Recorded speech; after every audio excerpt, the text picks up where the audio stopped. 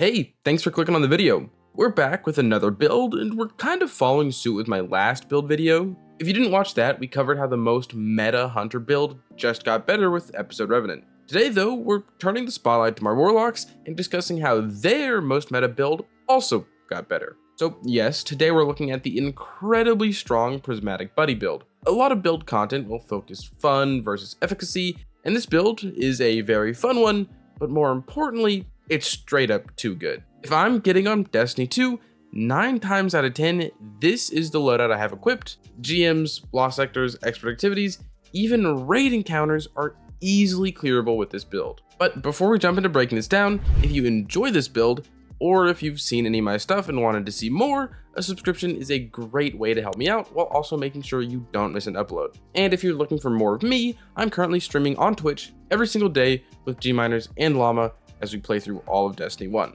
So if you're interested in that, there is a link in the description to my Twitch channel. But back to the build, starting at the true crux of it all, we have our exotic armor piece. Most prismatic builds I see for hunters and titans are always using the exotic class item, and that's for good reason. But on Warlock here, the best prismatic build requires just a regular old exotic, with that being the ever-potent Getaway Artist. This has the perk Dynamic Duo that reads convert your arc grenade into a arc soul and become amplified. The arc soul functions as an autonomous turret. Now while I doubt this exotic needs much demonstration, we're gonna do it anyway. Consuming your arc grenade gives you an arc soul for 20 seconds, while also making you amplified for 15. And this amplification is actually pretty useful in the build, despite many people kind of writing this buff off. As for the performance of our buddy, it shoots a 5-round burst, with each hitting for 2,915 damage. So one burst is 14,570 damage total, or a little bit more than a choir of one hit scan shot. Another thing to note is that it doesn't scale depending on enemy tier,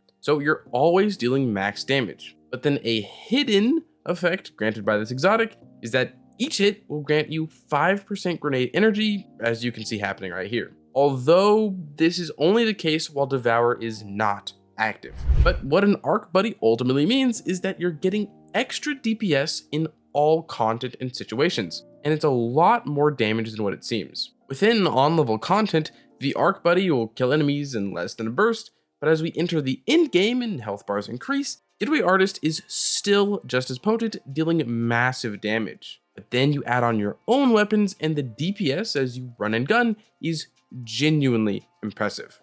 Alright, so we know Arc Buddy is broken, and you likely already knew that, but now we actually want to turn running Getaway Artist into a real build that can leverage the rest of our sandbox, including the artifact, which is why this build just recently got even better. But before that, first looking at our Prismatic subclass, the abilities are where we'll begin. For our super, I'm constantly running Song of Flame because it never feels like a bad choice regardless of the activity. You get tons of DR and massive damage output. Other than that, you can run whatever you want, but a roaming super like Storm Trance or Winter's Wrath is also a great option with the recent super regen changes. I mean, looking at this clip, we're getting fairly substantial amounts of super, and I'm not even firing my weapon. Arc Buddy and Unravel is just putting in the work. But then next to super, we have our class ability, which is preference with my go-to always being Phoenix Dive.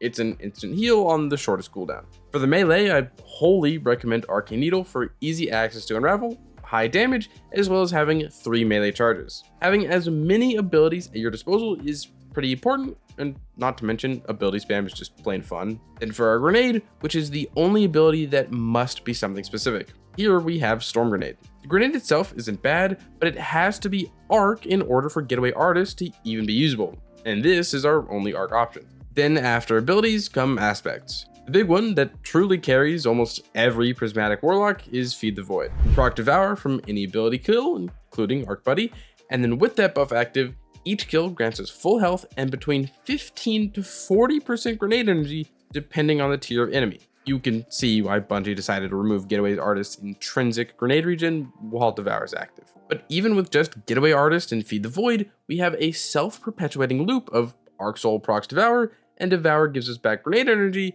for infinite Arc Soul uptime. It actually gets to the point that you can throw multiple grenades while having Arc Soul out, and you'll still have a grenade ready when your timer eventually depletes. But then back in our subclass, we have our second aspect. And genuinely, you can run either Hellion or Bleak Watcher, and you'll see much success. In a standard scenario, both have their pros and cons. Hellion is better for fast-paced running and gunning. Bleak Watcher is way better at locking down specific areas, especially great in activities like Onslaught. So as we continue, I want us to keep in mind that these two aspects are totally interchangeable and should be swapped depending on you. A quick rundown of each though. Hellion gives us a higher damage solar buddy whenever we use our class ability, and this really adds to the passive DPS that Arc Soul gives us. It can also eventually ignite enemies for big damage. Normally, this is what I run, and I have run it since I discovered this build back during the Final Shape raid race. But this episode, Bleak Watcher makes use of things outside of the subclass, and it's functionally intertwined with Arc Soul, as consuming our grenade spawns the Arc Soul and a stasis turret too. Which, as we're all likely familiar, Bleak Watcher, the stasis turret, will slow and then freeze any enemies it can shoot at. This slow and freeze can also stun overloads and unstoppables respectively, giving you some very good anti-champ capabilities from your subclass alone. Hellion also can actually stun unstops through conditions too. But looking at both aspect options, they're truly just passive benefits that almost act as a button that says, make this game easier. But now moving on from that into our fragments, we have the first one, which is dependent on your second aspect, whether that's Hellion or Bleak Watcher. If you're running Hellion, use Facet of Hope for increased class ability regen when you have a light buff, which Devour and Amplified both count for that. And if you're on a stasis turret, run Facet of Ruin for more damaging shatters. The rest don't care about your second aspect, with the next one being Facet of Purpose for some super dependent survivability. Restoration on orb pickup just goes insane. Facet of Protection for some free damage resist. Facet of Courage for 10% extra light ability damage against dark debuff targets,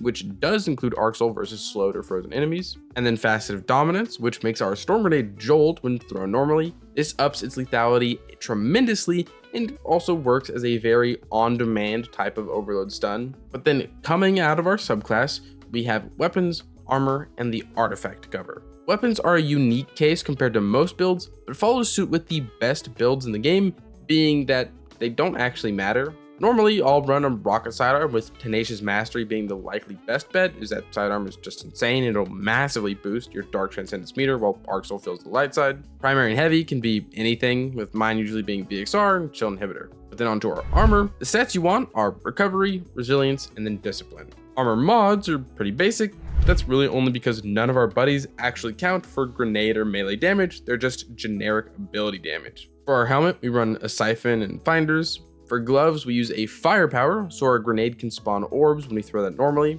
And while our buddies, again, don't count as grenade kills, Devour ensures we will still be tossing a fair amount of normal nades. We can also use something like Momentum Transfer for just a bit more passive melee regen. Chest piece is just going to be resist depending on your activity. For legs, we got a better already for some redundancy on health regen, although Devour can carry us here on top of Facet of Purpose, and then an Invigoration for even more melee regen. And then the class item is the Special Finisher and Powerful Attraction combo with a Bomber or Proximity board depending on what you want. You also, while looking at these mods, you might notice there's pretty much nothing built into grenade regen, but that's because Devour far and away carries us in that department, which at this point, it's better to build into our other abilities for just a little bit more versatility. And then the final piece before our gameplay loop is the artifact. This episode's artifact has a lot of focus on stasis, and then Act 2 brought in a focus on arc, which is just perfect for this build. Where arc gets some benefit is with arc compounding, which increases arc damage against blinded targets. By using Retinal Burn for blind on arc precision hits,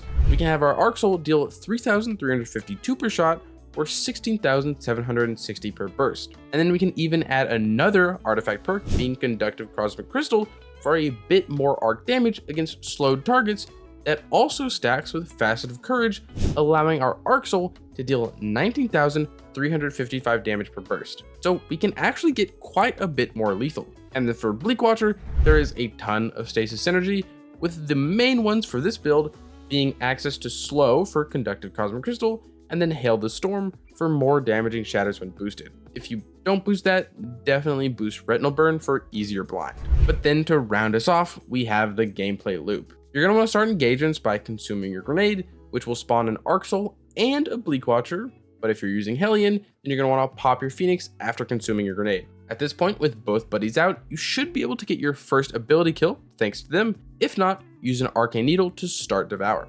Then with Devour active, slay out with Arc Soul on your shoulder, giving you passive DPS. Hellion will add to that passive DPS And then Bleak Watcher will lock down waves of adds and make them especially easy to clean up. While this is happening, you'll have multiple grenades charged, which you can either throw or consume again to spawn another Bleak Watcher / refresh Arc Soul. You'll essentially just play like normal, but dropping your autonomous fire team whenever you can. At any point a beefy target shows up or a champion spawns, use your kit to stun them, and then unload with whatever weapons you got or pop a super. You'll also be building Transcendence, which is honestly just a bonus that I normally say for big targets. Just be sure to consume your grenade before popping this, as you cannot consume a grenade while Transcendent. You also gen tons of super, so again, pop that whenever. This build just has so much damage output happening all at once that it genuinely excels in all content. I promise you that outside of raid boss DPS, you won't find a more meta build for every activity in the game. And that's actually everything I wanted to say. I have used this build almost exclusively from now since the beginning of the Final Shapes launch, and I don't think I'm going to find anything better anytime soon. And again, this isn't really a new build, but it is updated for the newest episode and the newest act. If you've used this build or something adjacent, let me know what you think about it. Maybe you've used it recently or you forgot about it, because this is just absolutely cracked. Also, thank you for getting this far into the video. Again, I'm streaming with Llama and G over on my Twitch, so I'd love to see you pop in and say hi. But here on YouTube, if you want to support me and support the channel, a like, a comment, a subscription goes a very long way. If you want to support me and support the channel, but you can't think of a comment down below, buddy build. And with that, as usual, I hope you are having a great day, and I hope to see you around.